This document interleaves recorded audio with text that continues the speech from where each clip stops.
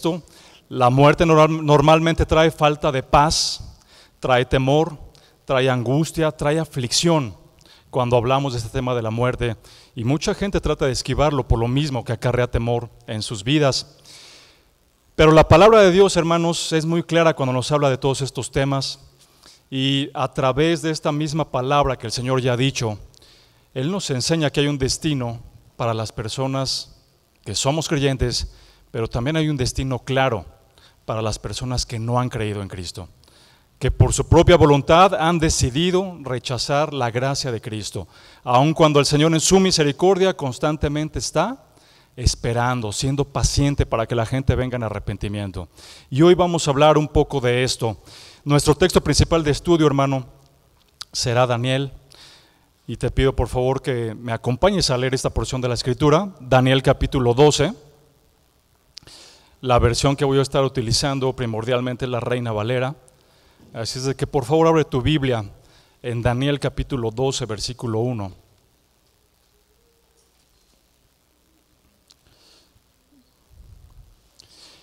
Y así dice la palabra del Señor: en aquel tiempo se levantará Miguel, el gran príncipe que está de parte de los hijos de tu pueblo, y será tiempo de angustia, cual nunca fue desde que hubo gente hasta entonces.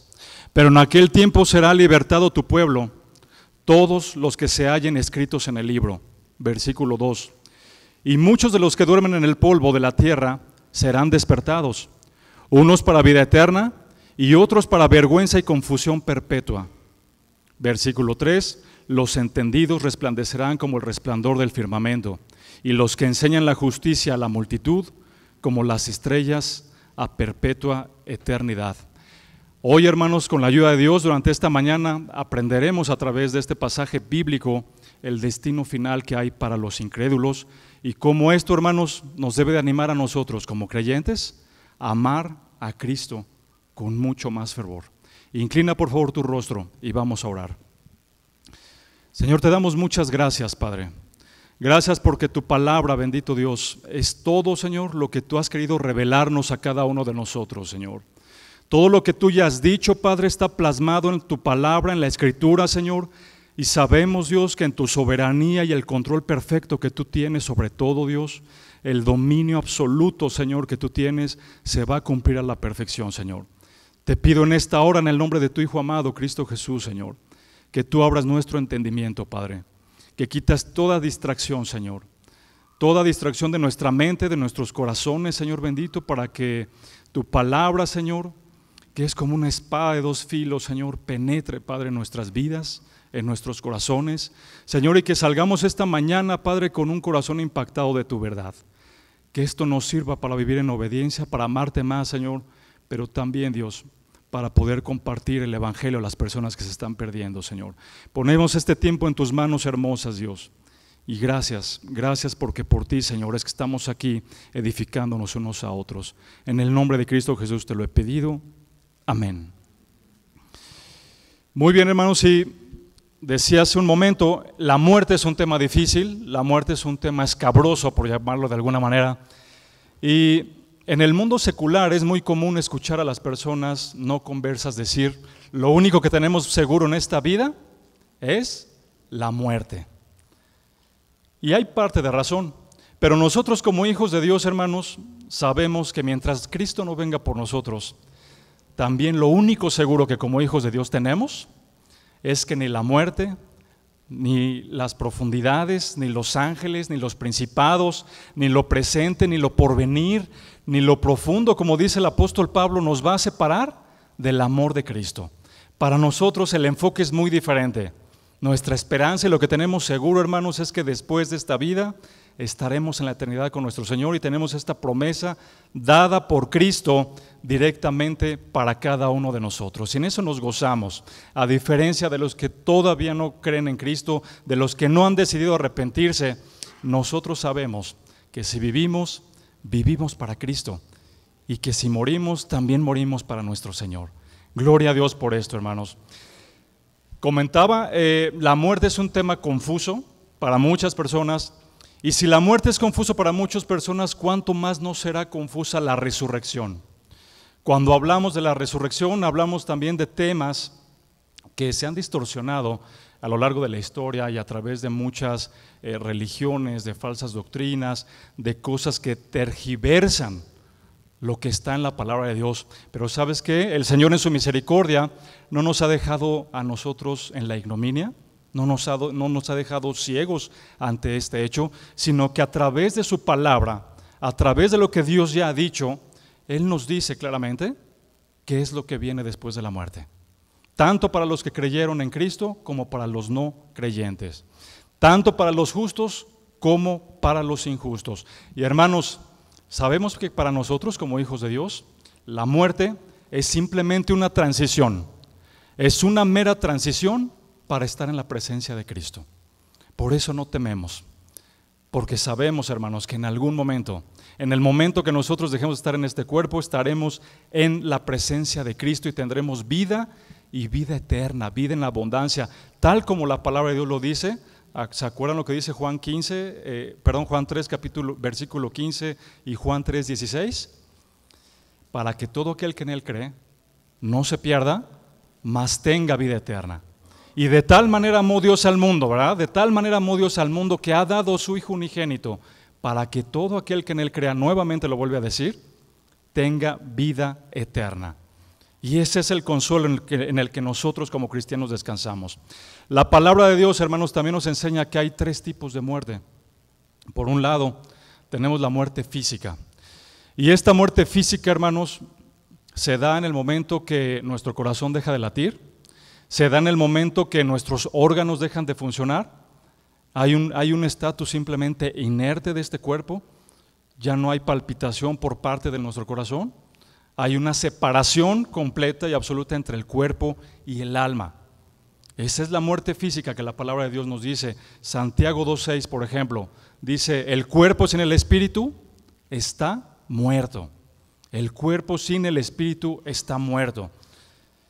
Eclesiastés 12, versículo 7 dice: y el polvo vuelve a la tierra como era, y el espíritu vuelve a Dios que lo dio. Entonces, en el momento de la muerte física, hermanos, este cuerpo que hoy vemos en cada uno de nosotros simple y sencillamente desaparece. Esa es la muerte física. Pero también la Biblia nos enseña respecto a la muerte espiritual. ¿Y qué es la muerte espiritual, hermanos? Que nosotros podemos tener vida, podemos estar con un corazón que palpita, nuestro cerebro perfectamente conectado con cada uno de nuestros órganos, con nuestros brazos, nuestros cuerpos, podemos caminar, podemos comunicarnos, pero espiritualmente estamos muertos. ¿Qué significa eso, hermanos? Que no ha sido quitada de nuestros ojos esa venda espiritual que nos hace ver la miseria deplorable en la que vivimos antes de venir a Cristo. Es eso, estar muerto espiritualmente. Y esta muerte espiritual no se adquiere con el tiempo, no se adquiere en la adolescencia, no se adquiere en el momento que entraste a la primaria o a la secundaria. Esta muerte espiritual, hermano, desafortunadamente se da desde que somos concebidos en el vientre de nuestras madres. Todos nosotros, sin excepción, hermanos, nacemos espiritualmente muertos. Espiritualmente muertos quiere decir que yo no me puedo dar cuenta de los pecados que estoy cometiendo constantemente y que necesito urgentemente de un redentor. Necesito de alguien que me perdone, que lave mi alma y que entonces a través de ese intercesor nosotros podamos ser perdonados e ir a la presencia del Señor. Esa es la muerte espiritual. David reconocía y sabía esto, hermanos, y en el Salmo 51:5, acompáñenme a leerlo. Salmo 51:5, David, después de haber pecado con Betsabé, escribe lo siguiente. Dice: he aquí en maldad he sido formado, y en pecado me concibió mi madre. En pecado me concibió mi madre. David sabía perfectamente desde que el momento que fue concebido dentro del vientre de su madre, ya había pecado en él.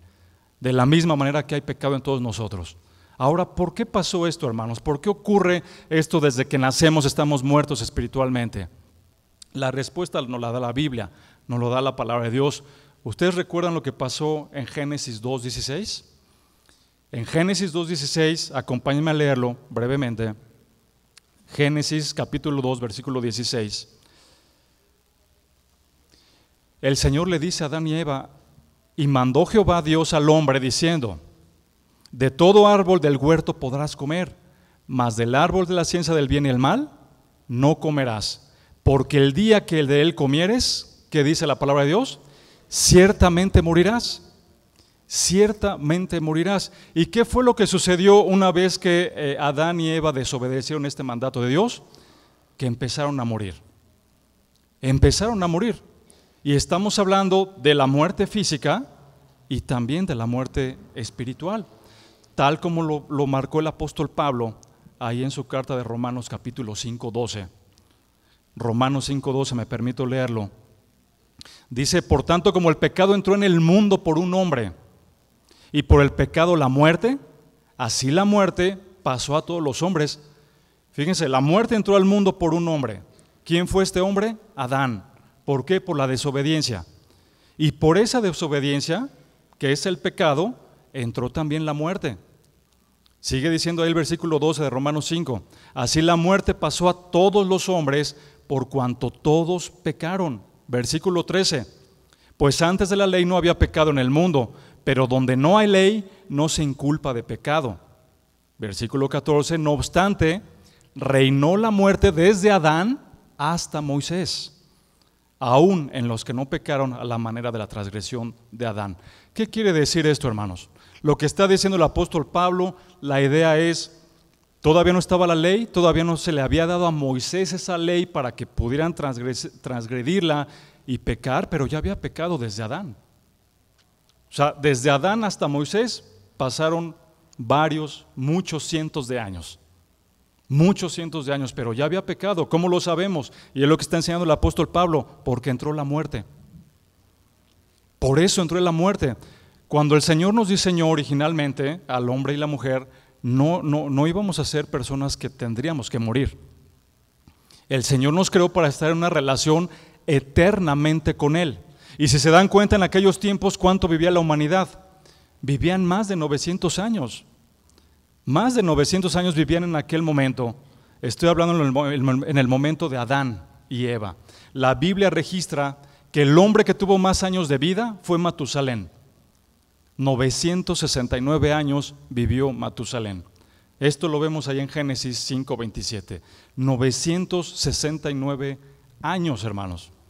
Muchísimos años acumulando pecado para la humanidad. Y esa es la razón por la que alrededor de la era del diluvio, cuando está este evento del diluvio alrededor del mundo, dice nuestro Señor en Génesis 6:3: no contenderá mi espíritu con el hombre para siempre, porque ciertamente él es carne, mas serán sus días 120 años. El Señor tuvo que acortar la edad de la humanidad. ¿Por qué? Porque estaban acumulando demasiado pecado, demasiada maldad. Y de alguna manera, las personas que no han sido regeneradas, que no se arrepienten, imagínense cuántos años están acumulando de pecado tras pecado tras pecado. Moisés más adelante vendría a decir que nuestros años, en el Salmo 90, ustedes recuerdan que dice, nuestros años son 70, cuando más 80 años. Entonces, ¿por qué hubo esta reducción en la edad? Por culpa del pecado, por culpa por la desobediencia. Y esa es la razón, hermanos, por la que espiritualmente todos nosotros, desde que nacemos, espiritualmente estamos muertos. Entonces, hemos hablado de la muerte física, hemos hablado de la muerte espiritual, y hay un tercer elemento en el que profundizaremos en esta mañana, que es la muerte eterna.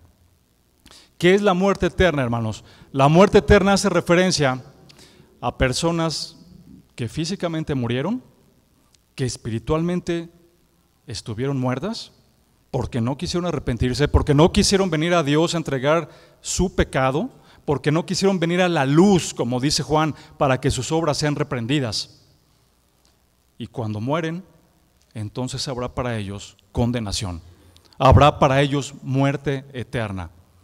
Los que van a estar viviendo esta muerte eterna son aquellos que físicamente murieron y que espiritualmente murieron, pero esto fue por la dureza de su corazón. Cuando el Señor nos creó, Él dice ahí en Génesis capítulo 1, versículo 31, que Dios todo lo creó bueno en gran manera, hermano.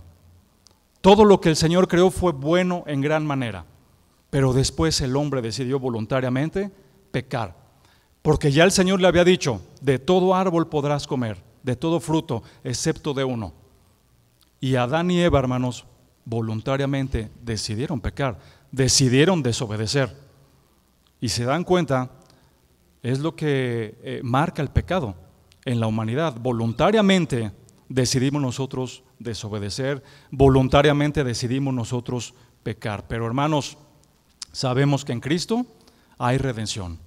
Es justamente el pecado lo que trae en nuestras vidas tristeza, llanto, dolor. Por eso tenemos a veces estos sentimientos de frustración, estos sentimientos de aflicción, hermanos, en nuestras vidas. Hay cosas a nuestro alrededor, incluyendo nuestra propia conducta, que nos hacen estar en ese estado de angustia, de aflicción, pero todo esto es derivado del pecado. Por ese pecado es que la relación entre la humanidad y Dios fue rota. Y es por ese pecado, hermanos, que muchas personas que voluntariamente tampoco deciden arrepentirse y entregar el pecado a Cristo, en algún momento sufrirán condenación. Y es lo que estamos viendo aquí en nuestro texto principal, Daniel capítulo 12, versículo 1 al 3. Dice Daniel: en aquel tiempo se levantará Miguel, el gran príncipe que está de parte de los hijos de tu pueblo, y será tiempo de angustia cual nunca fue desde que hubo gente hasta entonces. Pero en aquel tiempo será libertado tu pueblo, todos los que se hallen escritos en el libro. Y mira lo que dice el 2: y muchos de los que duermen en el polvo de la tierra serán despertados, unos para vida eterna y otros para vergüenza y confusión perpetua, hermanos, eterna. Voy a leer este mismo versículo 2 en la Biblia de Jerusalén. Dice: muchos de los que duermen en el polvo de la tierra se despertarán, unos para vida eterna, otros para el oprobio, para el horror eterno. La Biblia de las Américas dice: y muchos de los que duermen en el polvo de la tierra despertarán, unos para la vida eterna y otros para la ignominia, para el desprecio eterno. Hermanos, entonces en este versículo Daniel nos está hablando de dos grupos de personas. Dos grupos de personas que, dice Daniel, van a ser despertados. Y esta palabra despertar, hermanos, tiene que ver con resucitar, con levantarse. En griego, esta palabra resucitar, por ejemplo, anástasis, significa pararse de nuevo, ponerse de pie, levantarse. Tiene que ver con levantamiento. Y es lo que está diciendo aquí Daniel. Para estos dos grupos va a haber un levantamiento, va a haber una resurrección para cada uno de estos dos grupos. Ahora, hermanos, es importante aclarar, y es un comentario nada más al margen, no podemos confundir de ninguna manera la resurrección con la reencarnación. Son cosas completamente diferentes. La resurrección es bíblica, el Señor nos dice, nos enseña cómo es la resurrección, mientras que la reencarnación es un tema que enseñan falsas doctrinas. El hinduismo, sobre todo, son aquellos que enseñan que si va pasando una vaca la tienes que tratar bien porque posiblemente es alguien de tus parientes. O que tengas cuidado con el toro porque seguramente ahí reencarnó alguien de tu familia. Pero bíblicamente, hermanos, esto no es cierto. Bíblicamente va a haber una resurrección para estos dos grupos de personas, que son los únicos grupos que marca la Biblia, creyentes y no creyentes. Y habrá un propósito para cada uno de ellos. Miremos entonces el escenario, hermanos. Daniel 12:1 nos está diciendo: será un tiempo de angustia, será un tiempo de gran angustia, y dice, cual nunca fue desde que hubo gente hasta entonces. Nunca antes en la historia de la humanidad se ha encontrado o se encontrará hasta este punto que está diciendo Daniel, tal nivel de angustia. Es una angustia que Daniel describe, ¿verdad?, como lo que nunca ha pasado en este mundo. Pero en ese momento de angustia será libertado tu pueblo, todos los que se hallen inscritos en el libro. Y entonces, hermanos, ¿a qué se está refiriendo aquí Daniel? Será un tiempo de angustia, un tiempo cual nunca antes ha habido. Está hablando del periodo de la tribulación. Está hablando de ese periodo de la tribulación. Ustedes recordarán, la tribulación tiene una duración de 7 años. Los primeros 3 años y medio se conocen como la tribulación y los siguientes 3 años y medio se conocen como la gran tribulación. Y Daniel hace referencia a todo esto, a todo este periodo de tiempo. Hay un periodo de angustia, pero tu pueblo, ¿y quién es el pueblo al que se está refiriendo Daniel? Israel. Israel. Porque recordemos algo, hermanos, antes de la tribulación nosotros estaremos en la presencia del Señor como iglesia. Vendrá el arrebatamiento. Durante el periodo de la tribulación es el periodo para que los judíos, para que el pueblo de Israel pueda tener este tiempo de expiación, de poder reconocer al Mesías Salvador que en algún momento ellos negaron. Se está refiriendo a esto Daniel entonces. En ese momento estos dos grupos, ¿sí? Algunos van a resucitar para vida eterna y otros para vergüenza y confusión perpetua. Ahora, hermanos, Daniel no nos está diciendo si este momento, este punto de resurrección va a ser en un mismo punto del tiempo. O sea, Daniel no nos dice estos dos eventos van a pasar simultáneamente antes de la tribulación o después de la tribulación o antes del milenio o durante el milenio. No nos dice Daniel aquí, no nos da ese nivel de detalle.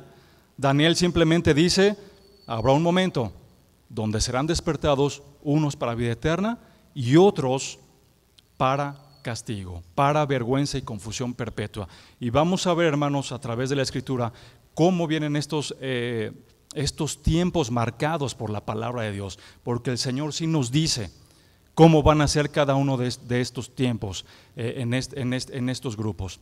Y hermanos, en el Nuevo Testamento, también nuestro Señor Jesucristo afirmó lo mismo. Afirmó lo mismo, habrá un tiempo para el grupo de personas no redimidas y para los no redimidos y para los que sí fuimos redimidos. Por favor, acompáñame a leer Juan capítulo 5, versículo 28. Juan 5, 28. Palabras de nuestro Señor Jesucristo, dice: no os maravilléis de esto, porque vendrá hora cuando todos los que están en los sepulcros oirán su voz. Versículo 29. Y los que hicieron lo bueno saldrán a resurrección de vida, más los que hicieron lo malo saldrán ¿a qué? A resurrección de condenación. Y hermanos, notemos aquí algo. Cuando dice el texto que los que hicieron lo bueno saldrán a resurrección de vida, no quiere decir que hay una salvación por obras. No quiere decir de ninguna manera, porque entonces no encajaría con todo lo que dice la palabra de Dios, que nuestras obras buenas nos dan acceso al cielo. De ninguna manera. Lo que está diciendo aquí la palabra de Dios es que los que hicieron lo bueno es cuando tú y yo venimos, hermanos, en arrepentimiento, reconociendo nuestros pecados delante de Dios, reconociendo la vileza de nuestra condición antes de venir a Cristo y buscando ayuda para que el Señor sea el que lave nuestro corazón, lave nuestra alma y entonces Él sea nuestro Señor y nuestro Salvador. A eso se refiere aquí. No está enseñando una salvación por obras. Sabemos, hermanos, que la salvación depende solamente de Cristo, que es el Señor quien nos regenera a nosotros, y por su bondad y por su gracia y misericordia, nosotros podemos venir en arrepentimiento y fe. Y dice aquí entonces el texto también, que algunos saldrán a resurrección de vida y otros saldrán a resurrección de condenación. ¿Cuál es la diferencia entonces entre estos dos grupos, hermanos? Bueno, hay una gran diferencia. Unos estaremos con Cristo en la eternidad, mientras que otros estarán sufriendo eternamente en el infierno, como lo vamos a ver en un momento más, hermanos. Sabemos que como hijos de Dios, cuando nosotros morimos, nuestra alma no está inconsciente. Sabemos que en el momento, hermanos, que un cristiano muere, inmediatamente se va a la presencia de Dios. ¿Por qué sabemos esto? Acompáñenme a leer lo que el apóstol Pablo dice aquí en la carta de Filipenses capítulo 1, versículo 21. Filipenses capítulo 1, versículo 21.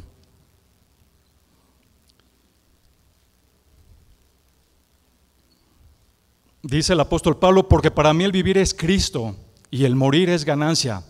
Mas si el vivir en la carne resulta para mí en beneficio de la obra, no sé entonces qué escoger. Porque de ambas cosas estoy puesto en estrecho. Miren lo que dice aquí: teniendo deseo de partir y estar con Cristo, lo cual es muchísimo mejor, pero quedar en la carne es más necesario por causa de vosotros. ¿Qué está diciendo entonces el apóstol Pablo? Que él tiene el deseo de dejar este cuerpo, de morir físicamente, para estar inmediatamente en la presencia de Cristo. En cuestión de instantes estar en la presencia de Cristo.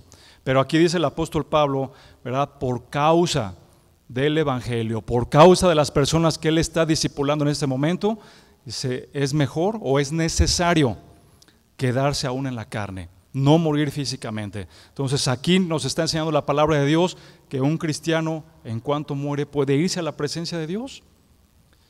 También el mismo apóstol Pablo, ahí en la segunda carta de los Corintios, capítulo 5, versículo 8, segunda de Corintios capítulo 5, versículo 8 dice: pero confiamos y más quisiéramos estar ausentes del cuerpo, ¿y qué, hermanos? Y presentes al Señor. Ausentes del cuerpo y presentes en el Señor. Hermanos, entonces la muerte física para nosotros simplemente es transitoria, porque a partir de ese momento de la muerte física, como hijos de Dios, estaremos en su presencia adorando a nuestro Señor. Y esto es a lo que se refiere Daniel con esta resurrección de vida. Para todos aquellos que hemos venido a los pies de Cristo, reconociendo nuestro pecado, poniendo a los pies de Cristo toda esa serie de pecados que hemos cometido y pidiéndole perdón, y que a través de su Espíritu Santo obrando en nosotros, hemos venido al arrepentimiento y hemos puesto nuestra fe en Él, perseveramos en la palabra de Dios por la obra que Él está haciendo en nuestras vidas. Somos nosotros, hermanos, los que estaremos en algún momento en la vida eterna. Pero habrá otros para resurrección de condenación, dice la palabra del Señor. Para todos aquellos que no se arrepintieron de sus pecados. Para todos aquellos, hermanos, que en su orgullo, en su vanidad, en su soberbia, han decidido incluso burlarse del evangelio. No se han arrepentido, no quieren arrepentirse, se burlan de las cosas de Dios y van a ir al infierno, sí, por todo lo que han hecho mal: alcoholismo, inmoralidad, adulterio, mentiras, toda la serie de pecados que la Biblia nos manda ahí. Pero sobre todo, hermanos, van a ir al infierno porque nunca quisieron arrepentirse. Porque no hay ningún pecado, hermanos, que el Señor no pueda perdonarnos. No hay ningún pecado que la sangre de Cristo no pueda pagar para que nosotros seamos perdonados. Ninguno. Dice el apóstol Pablo ahí en Romanos 8:1: ninguna condenación hay para los que estamos en Cristo. Quien va al infierno, hermanos, va por los pecados que ha cometido, definitivamente sí, pero sobre todo porque no han querido arrepentirse, porque no han querido venir y buscar a ese Dios bueno que puede salvarnos. Solamente Cristo es el camino, la verdad y la vida. Ellos voluntariamente han decidido, hermanos, permanecer en esa condición. El apóstol Pablo en Romanos 2, versículo 5, Romanos capítulo 2, versículo 5, nos dice lo siguiente: pero por tu dureza y por tu corazón no arrepentido, atesoras para ti mismo ira el día de la ira y de la revelación del justo juicio de Dios. Miren qué importante, hermanos. ¿Por qué no se arrepiente la gente? ¿Por qué no quiere venir y buscar a Dios? ¿Por qué no quiere someter su carne a la obediencia de nuestro Señor? Por la dureza de su corazón. Por su dureza y por un corazón no arrepentido. Y aquí en este texto dice el apóstol Pablo: atesoras para ti mismo ira para el día de la ira. Aquí no se está hablando de ese juicio al que se está refiriendo también Daniel, que muchos serán despertados para confusión, para vergüenza, y que esto será perpetuamente. Atesoras para ti ira para el día de la ira y de la revelación del justo juicio de Dios. Hay un juicio, hermanos, para todas aquellas personas que no se arrepienten, que no vienen a Cristo. El versículo 6 de este mismo capítulo dice: el cual pagará cada uno conforme a sus obras. Entonces, hermanos, para las personas incrédulas, para todos aquellos que retienen en su carne esa posibilidad de arrepentirse, de venir a los pies de Cristo, la muerte física no es el final. La muerte física no es el final, hermanos.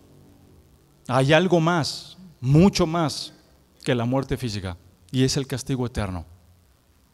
Es el castigo eterno tal cual la palabra de Dios lo está describiendo.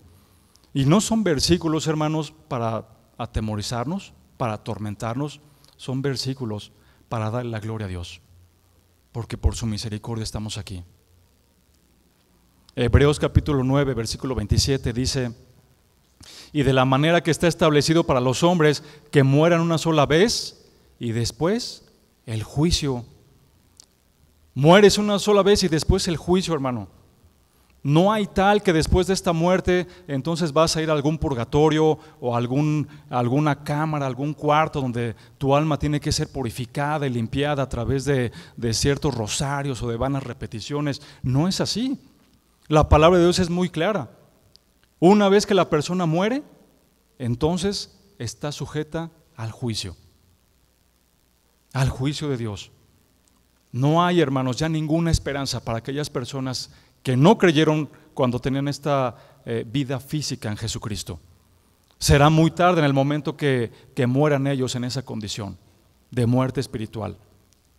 Jesús mismo advirtió: no temas al que mata el cuerpo, teme a aquel que puede matar, que puede enviar el alma y el cuerpo al infierno.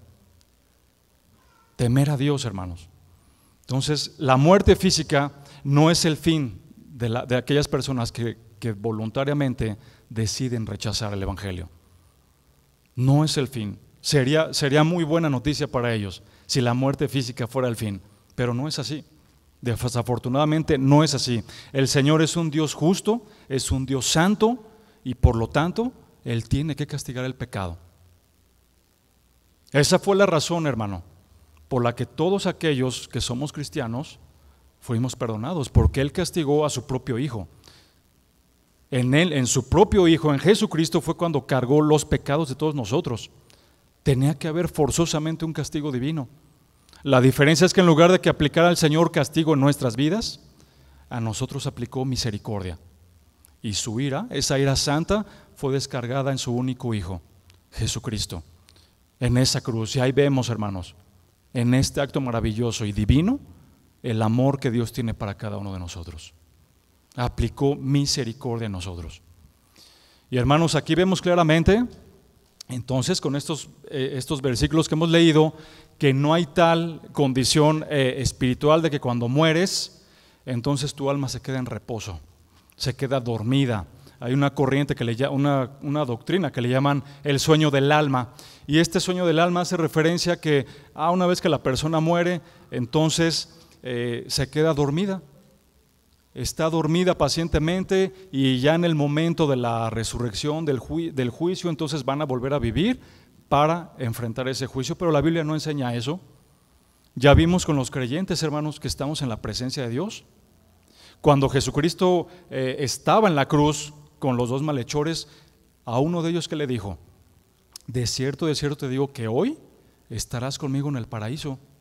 Nunca escuchamos a Jesucristo decirle: duérmete por unos cuantos miles de años, ¿sí? Y después vas a resucitar, ¿verdad? Entonces la palabra de Dios nos enseña que después de la muerte física, nuestras almas, hermanos, siguen estando conscientes.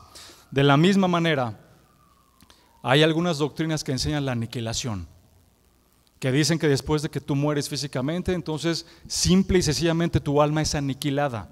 Esto lo enseñan mucho los testigos de Jehová, los adventistas y muchas otras religiones. Pero hermanos, qué fácil sería entonces vivir el mundo haciendo lo más pecaminoso posible, divirtiéndose, y entonces simplemente morir y desaparecer. La Biblia no enseña eso. Quien enseña esta doctrina se basan en este capítulo de Romanos 6:23, porque la Biblia dice ahí: la paga del pecado es muerte. Y entonces ellos dicen: bueno, pues como ya murió la persona físicamente, ya pagó los pecados. Pero no es así, hermanos. Eso sería una buena noticia para los que no quieren arrepentirse. Cuando Pablo dice ahí la paga del pecado es muerte, se está refiriendo a la muerte espiritual, a la muerte eterna. Hay un castigo, hermanos. Hay un castigo para todas aquellas personas que no quieren venir a los pies del Señor. También existe el universalismo. Y ellos enseñan que todos, sin excepción, vamos a estar en el cielo. Sin importar el grado de pecado que hayamos cometido, vamos a estar en el cielo porque Dios es un Dios de amor. Y hermano, la palabra de Dios no nos dice eso. Claro que Dios es un Dios de amor, claro que sí. Nosotros damos testimonio fiel de que por ese amor tan grande estamos aquí. Pero también es un Dios justo. Y como comentaba hace rato, un juez justo forzosamente tiene que castigar el pecado. Pero vemos dentro de todo esto, hermanos, la paciencia y la bondad de Dios diciéndole a la gente que no ha sido regenerada: aquí estoy, ven a mis pies, arrepiéntete. Pero al mismo tiempo vemos corazones engreídos, corazones soberbios, llenos de orgullo, que no quieren venir a los pies del Señor. ¿Se acuerdan ustedes cuando Jesucristo pone este ejemplo de Lázaro el rico en Lucas 16? ¿Qué pasaba en ese escenario? Mira, permíteme leer brevemente Lucas 16, versículo 22. Dice: aconteció que murió el mendigo y fue llevado por los ángeles al seno de Abraham. Y murió también el rico y fue sepultado. Y en el Hades alzó sus ojos, estando en tormentos, y vio de lejos a Abraham y a Lázaro en su seno. Entonces él, dando voces, dijo: Padre Abraham, ten misericordia de mí, y envía a Lázaro para que moje la punta de su dedo en agua y refresque mi lengua, porque estoy atormentado en esta llama. Pero Abraham le dijo: acuérdate que recibiste tus bienes en tu vida, y Lázaro también males, pero ahora este es consolado aquí y tú atormentado. Más adelante en el 27 dice: entonces le dijo: te ruego pues, Padre, que le envíes a la casa de mi padre, porque tengo 5 hermanos, para que les testifique, a fin de que no vengan ellos también a este lugar de tormento. Y podemos ver aquí varias enseñanzas, hermanos. Primero, la persona está consciente. El alma de esta persona está consciente. Y no nada más está consciente, sino que también tiene memoria, porque se está acordando de sus hermanos. Tiene sentimientos también, porque le está diciendo al padre Abraham que mande a alguien a los de su familia para que no vayan a ese lugar y sean advertidos. Vemos también que cómo es la condición de esta alma que está ahí, del rico, está siendo atormentada. Y por cierto, el lugar físico donde nos describe la palabra de Dios que está es en el Hades, un lugar de tormento. Un lugar de tormento, ahí está el rico, ya siendo atormentado. Inmediatamente después de que murió, su alma fue al Hades. Su alma fue al Hades. Y entonces, hermanos, lo que estamos viendo aquí es este estado intermedio que los teólogos llaman. Así es conocido, el estado intermedio. ¿Por qué le llaman el estado intermedio?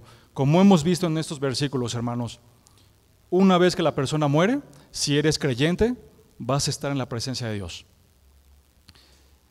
Si no eres creyente, si eres incrédulo, entonces vas al Hades, vas a un lugar de tormento, vas a este lugar de tormento donde lo que va a hacer el alma de esta persona es simplemente esperar el día del juicio, que vamos a ver en un momento más. Por eso le llaman el estado intermedio, hermanos. Es un momento de espera solamente entre la muerte física y el momento del juicio.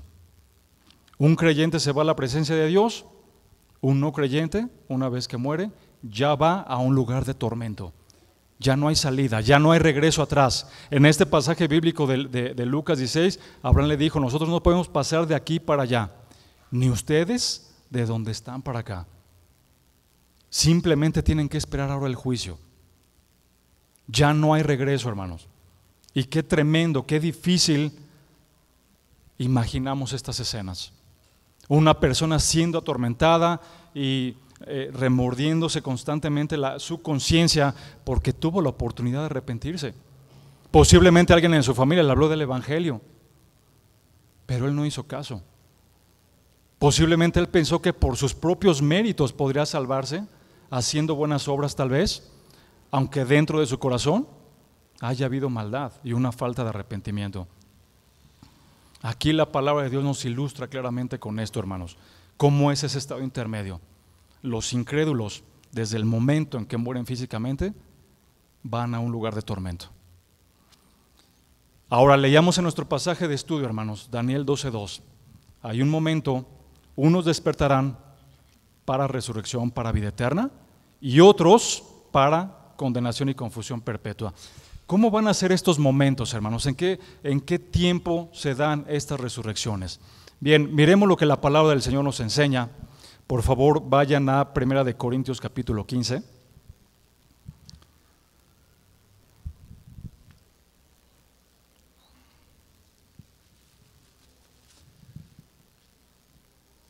Primera carta a los Corintios capítulo 15. Vamos a leer desde el versículo 20.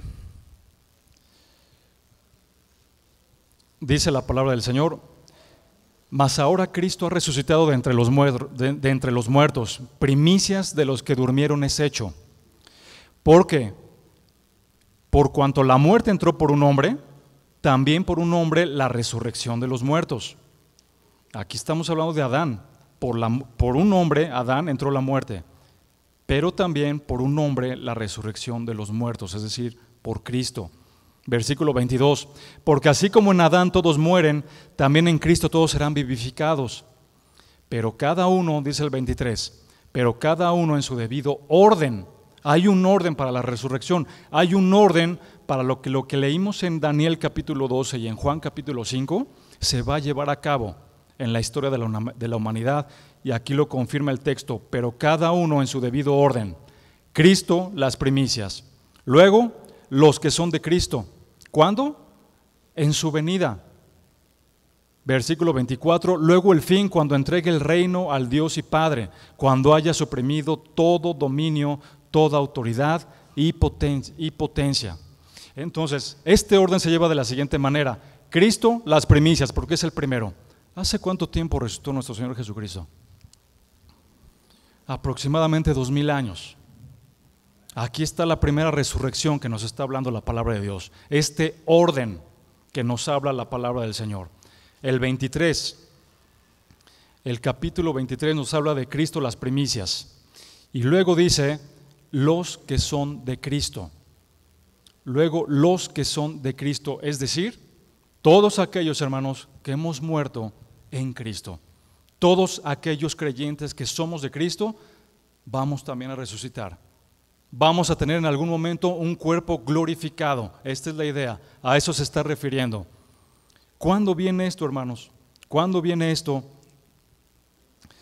Que tendremos un cuerpo resucitado. Ahorita lo vamos a ver con esta cita bíblica, ¿sí? Pero con este cuerpo glorificado, un cuerpo incorruptible, que dice ahí 2 Corintios capítulo 15, 53, tendremos un cuerpo incorruptible para estar con Cristo en el milenio y también en la eternidad. Entonces, no sabemos, hermanos, con certeza cuándo va a acontecer esto, pero sí sabemos el orden. Cristo, después los que somos de Cristo. ¿Y quiénes somos de Cristo? Estamos hablando básicamente de la iglesia, desde el momento de Pentecostés hasta el día del arrebatamiento. La iglesia nació en Pentecostés, Hechos capítulo 2. Hasta el momento del arrebatamiento, todos ellos, todos nosotros, con Cristo vamos a resucitar. Nos será dado un cuerpo nuevo, hermanos, glorificado en ese momento del arrebatamiento. Y lo dice el apóstol Pablo, 1 Tesalonicenses 4:16. Mira, 1 Tesalonicenses 4:16.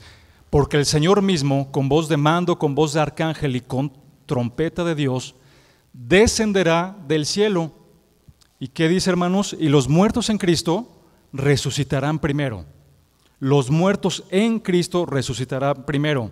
Luego, nosotros los que vivimos, dice el apóstol Pablo, los que hayamos quedado seremos arrebatados juntamente con ellos en las nubes para recibir al Señor en el aire, y así estaremos siempre con Él. Entonces, aquí vemos, hermanos, esta segunda etapa de la resurrección de los que estamos en Cristo, en el momento del arrebatamiento. En ese momento, los que ya hayan muerto en Cristo tendrán un cuerpo glorificado. Los que están en esta tierra, todavía vivos, también en ese momento serán arrebatados. Y todos estaremos juntos con el Señor en el aire, como dice aquí la palabra de Dios. Después, hermanos, también vendrán la resurrección al término de la tribulación. Todos aquellos que están permaneciendo en la tribulación con su confianza puesta en Dios. Todos aquellos que durante la tribulación se arrepienten de sus pecados y confían en el Señor Jesucristo como su único Señor y Salvador. Y estos son los que salen de la gran tribulación. ¿Cómo sabemos esto, hermanos? ¿Cómo sabemos que al final de la tribulación también la gente que estuvo viviendo durante este periodo va a ser resucitada? Muy bien, la palabra de Dios nos lo dice. Por favor, acompáñame a leer Apocalipsis capítulo 20, versículo 4. Apocalipsis capítulo 20, versículo 4. Dice el Señor: y vi tronos, y se sentaron sobre ellos los que recibieron facultad de juzgar, y vi las almas de los decapitados por causa del testimonio de Jesús y por la palabra de Dios. Fíjense lo que dice aquí: los que no habían adorado a la bestia ni a su imagen, y que no recibieron la marca en sus frentes ni en sus manos, y vivieron y reinaron con Cristo 1000 años. ¿Se dan cuenta? Entonces, los que no habían adorado la bestia ni su imagen, ¿cuándo se va a hacer manifiesta la bestia aquí? En el momento de la tribulación. Y estas personas que salen de la tribulación resucitan. Y resucitan porque no adoran a la bestia, no adoran a su imagen, no recibieron la marca en sus frentes ni en sus manos, y entonces vienen al término de la tribulación resucitados con Cristo para reinar con Él 1000 años. ¿Se dan cuenta cómo la palabra de Dios encaja perfectamente en todo lo que dice? Entonces aquí estamos viendo una resurrección adicional al final de la tribulación. También, hermanos, todos los que mueren en el Antiguo Testamento, y que por cierto son a los que se refiere Daniel en este versículo 2 de nuestro pasaje de estudio del capítulo 12, ¿sí? Resucitan al final de la tribulación. Ahí, a estos son a los que se está refiriendo Daniel, diciendo: muchos de los que duermen en el polvo de la tierra serán despertados para vida eterna.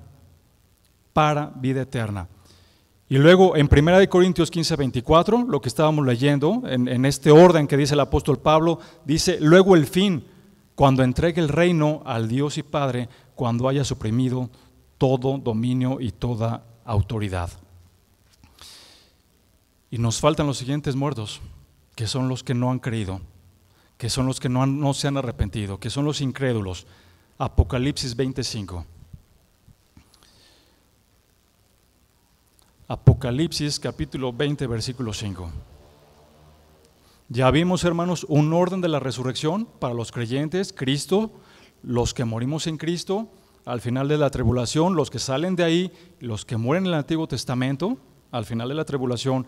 Y ahora vamos a ver aquí, ¿sí?, la resurrección de los impíos, de los que no creyeron en nuestro Señor Jesucristo. Apocalipsis 25 dice: pero los otros muertos no volvieron a vivir hasta que se cumplieron, ¿cuánto? 1000 años. 1000 años. A estos son a los que se está refiriendo Daniel, que resucitan para confusión y vergüenza perpetua. ¿Cuándo van a resucitar ellos? Al final del milenio. Apocalipsis 25. Los otros muertos no volvieron a vivir hasta que se cumplieron 1000 años. Esta es la primera resurrección. Bienaventurado y santo el que tiene parte en la primera resurrección.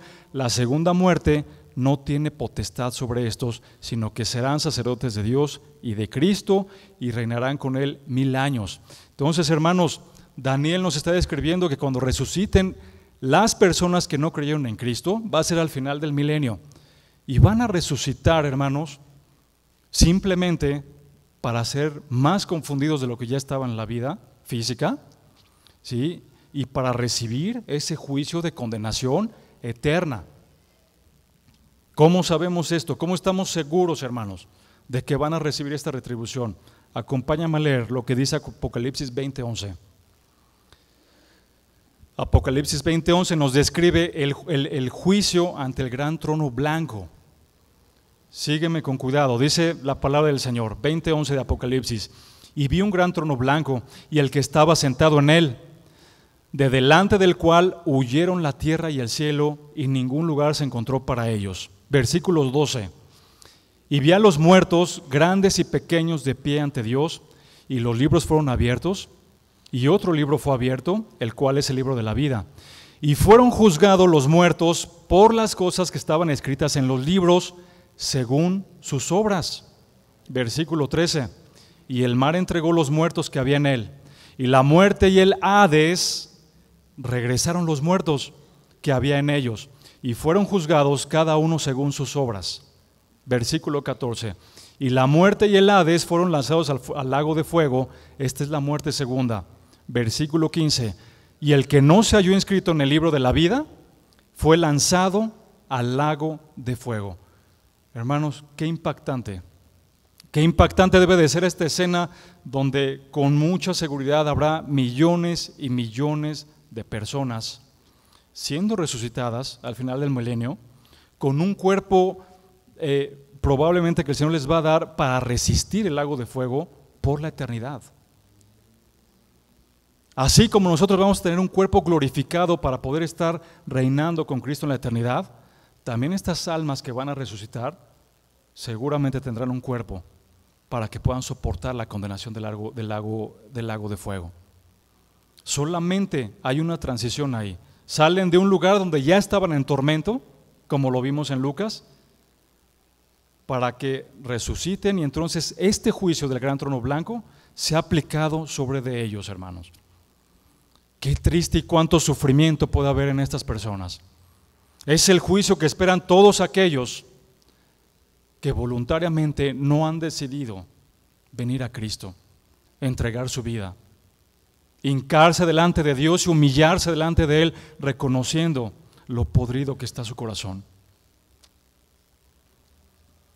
Esto debe de ser verdaderamente impresionante, hermano. El simple hecho de saber que por la eternidad van a estar sufriendo y que no hay regreso atrás. No hay regreso atrás. Rechazaron al Hijo de Dios como su único Señor y Salvador.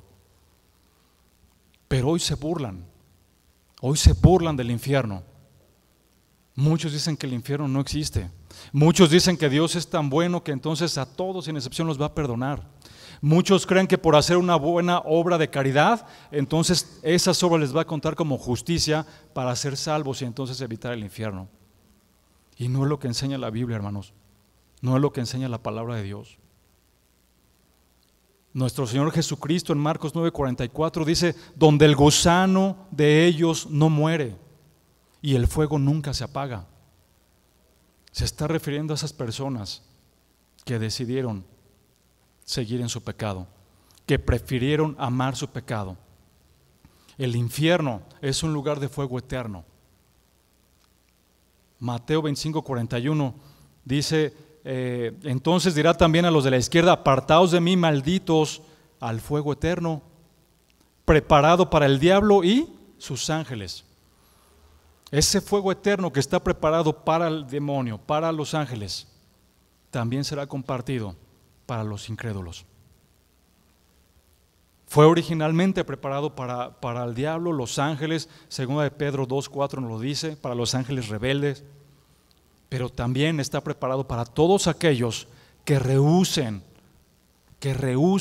venir en arrepentimiento y fe a Cristo.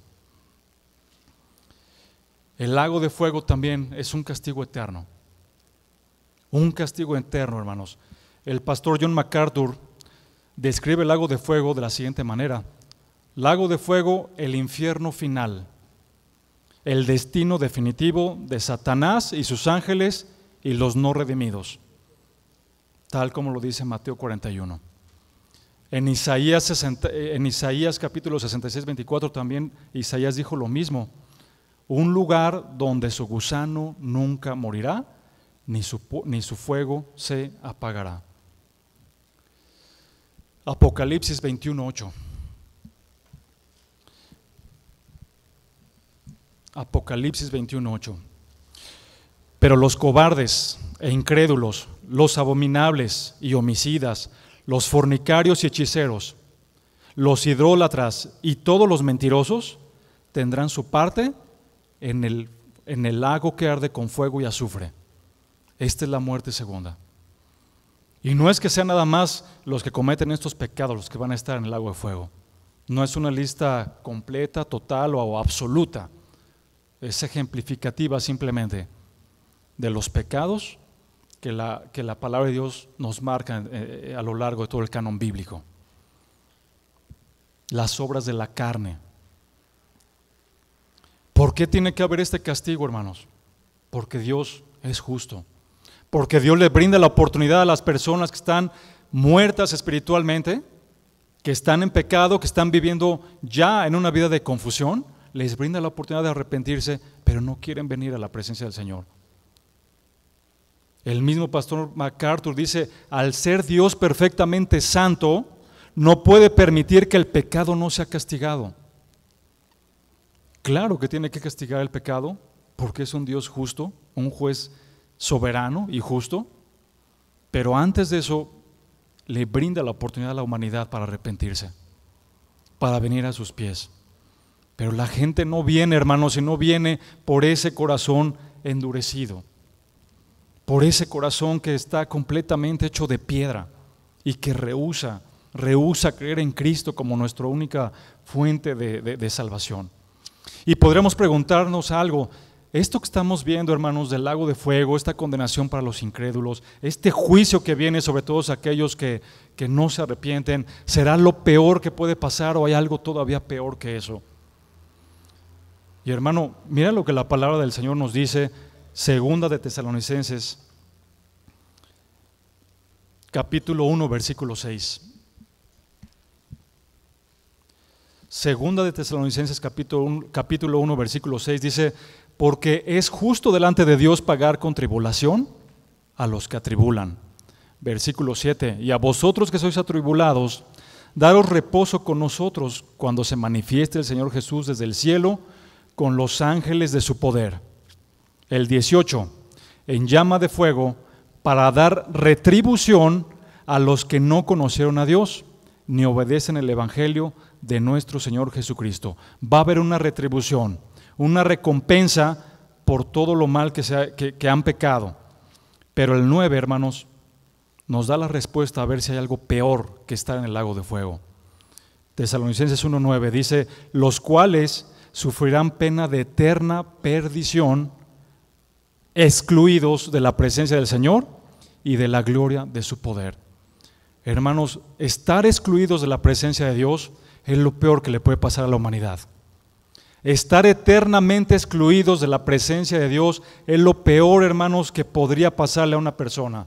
Estar excluidos de esa gloria de Dios que nosotros los redimidos veremos en algún momento, de esa grandeza, de esa gracia, de esa misericordia de Dios, de lo que Él es, de estar conviviendo con Él en la eternidad, hermanos. Qué grande y qué maravilloso será ver la perfección de Cristo cerca de nosotros con estos cuerpos glorificados. Pero para los incrédulos, hermanos, vendrá una separación de la presencia de Dios. Y es una separación eterna. Esto es doloroso, hermanos. Estar separados eternamente de la presencia de Dios y sufriendo en el lago de fuego. Qué gran contraste. Qué gran contraste vemos en la palabra de Dios, hermanos. La puerta es ancha y espaciosa, dice la palabra de Dios, es el camino que lleva a la perdición. Y la mayoría deciden escoger ese camino. No quieren entrar por la puerta angosta. Se deleitan en su pecado, hermanos. No quieren arrepentirse. No quieren venir a Cristo. Y hermanos, ¿cuál debe de ser nuestra postura ante esto? Nosotros como hijos de Dios que sabemos que habrá un juicio para los incrédulos y que también para nosotros los que creemos en Cristo habrá grandes bendiciones, ¿cuál debería de ser nuestra postura? ¿Cuál es la aplicación, hermanos, que como cristianos debemos de llevar a cabo? Primero, hermanos, compartir el evangelio. Tenemos que compartir el evangelio, tenemos que llevar a la aplicación esta comisión que nos fue dada por el Señor Jesucristo ahí en Mateo 28. id y haced discípulos. ¿Cuántas almas no están muriendo diariamente, hermanos? ¿Cuántas personas probablemente dentro de nuestra misma familia las vemos con un corazón endurecido y que entonces están de alguna manera condenadas a ir al lago de fuego? ¿Y qué estamos haciendo nosotros, hermano? ¿En qué momento predicamos la palabra? ¿En qué momento quitamos de nosotros esa vergüenza, esa timidez para compartirles la palabra de Dios y advertirles sobre las graves consecuencias de morir en ese estado de pecaminosidad? Tenemos que predicar la palabra, tenemos que sentir misericordia, hermanos. Misericordia. El Señor tuvo misericordia por cada uno de nosotros y por eso estamos aquí. Y por eso, hermanos, al inicio de esta predicación decíamos, vamos a aprender que hay un juicio para los incrédulos, pero también, hermanos, vamos a aprender que esto nos anima a amar más a Dios, porque Él ha tenido piedad y misericordia de todos nosotros. Porque Él es bueno, hermanos. Él es un Dios bueno, Él es un Dios justo. Un Dios que ha tenido compasión por cada uno de nosotros. Y esta compasión y este amor que el Señor ha tenido por cada uno de nosotros, hermano, forzosamente nos debe animar a amarle nosotros también a Él. ¿Cómo vamos a demostrar esto? Con nuestra obediencia. Sujetándonos al señorío de Cristo. No hacemos buenas obras para que seamos salvos. Hacemos buenas obras como un resultado de la obra que el Señor ha hecho en nuestras vidas. Para eso nos creó Dios. Somos hechura de Él para buenas obras. Efesios 2. Y hermanos, para las personas que se están perdiendo en este mundo, ora por ellos. Comparte el Evangelio. Ama más a Dios por lo que ha hecho en tu vida. Punto número 3, ora por ellos. Ora por ellos porque solamente la palabra de Dios, solamente Dios puede transformar un corazón de piedra en un corazón de carne. Y nosotros no somos nadie para juzgar a Dios, hermanos. ¿Quiénes seríamos nosotros para decir es que el castigo que está aquí marcado en la Biblia es muy fuerte? Hermanos, el Señor en su soberanía así lo decidió. Y nosotros estamos para darle gracias a Dios porque Él aplicó misericordia en nosotros. Gracias a esa misericordia, hermanos, venimos en un arrepentimiento genuino y hoy tenemos fe en Él. Predica la palabra. Predícale a tu familiar, a tus hijos, a tu esposo, a los que estén en tu trabajo, en la oficina, a tus vecinos. Predica la palabra. Que no te dé pena. Comparte con ellos. Diles cuán bueno ha sido el Señor en tu vida. Cómo éramos antes de venir a Cristo. Y cuán bueno Él ha sido en cada uno de nosotros, hermanos. Aquí estamos delante de Él, dándole gracias por su obra en nuestras vidas. Él es bondadoso, Él es compasivo, Él es bueno. Hermano, a Dios no le importó cuántos pecados hemos cometido. Así nos amó. Él no nos amó en el momento de nuestra conversión. Él nos amó desde el momento que estábamos hundidos en esos pecados. Y ahí vemos su gracia, hermano. Ahí vemos su misericordia. Y es la misma gracia que queremos ver extendida en muchas personas que se están perdiendo. Pero como instrumentos de Dios necesitamos, hermanos, pedirle a Dios para que seamos siervos útiles, proclamar la verdad del Evangelio, advertir a la gente sobre el grave riesgo que corre su alma al no arrepentirse. Hoy casi nunca se habla del arrepentimiento. Hay iglesias donde solamente se habla del amor de Dios y de la prosperidad económica, pero no hablan de que tienes que venir en arrepentimiento. No hablan de que tienes que ponerte a cuentas con Dios. Si tú nunca habías escuchado este mensaje del juicio que hay para los incrédulos, hoy es el día en donde el Señor te puede salvar. Hoy es el día en donde el Señor puede tener misericordia de ti, que tú te pongas a cuentas con Él y le digas: Señor, he pecado tanto delante de ti. Hay tanto pecado en mi corazón, en mi vida, pero donde abundó el pecado, dice el apóstol Pablo, sabemos que sobreabunda la gracia. Y sabemos que para el Señor no hay imposibles. Si tú ya eres un hijo de Dios, si tú ya te has arrepentido, ya has creído en el Señor como tu único Dios y Salvador, simplemente te animo para que sigas creciendo en tu amor por Dios, en el amor por su palabra y en la práctica de sus estatutos en tu vida. Por favor, inclina tu rostro y vamos a orar.